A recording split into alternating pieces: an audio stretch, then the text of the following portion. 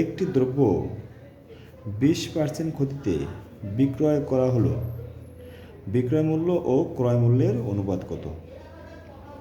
তাহলে এখন আমরা এই অঙ্কটার সমাধান করতে হলে আমাদের ক্রয় মূল্য কত ধরতে হবে?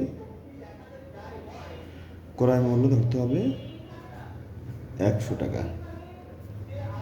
তাহলে 20% ক্ষতিতে 20% ক্ষতিতে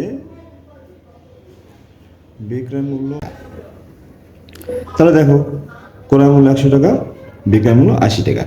তা আমাদের কি চেয়েছে? বিক্রয় মূল্য ও ক্রয় মূল্য অনুপাত, অর্থাৎ অনুপাতটা হচ্ছে এ হলো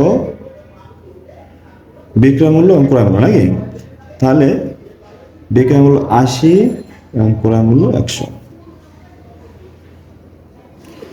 তাহলে 80কে আমরা 4 করি 80, 5 করি 100। তাহলে আমরা কত দিয়ে? 20 দিয়ে ভাগ করতে পারি।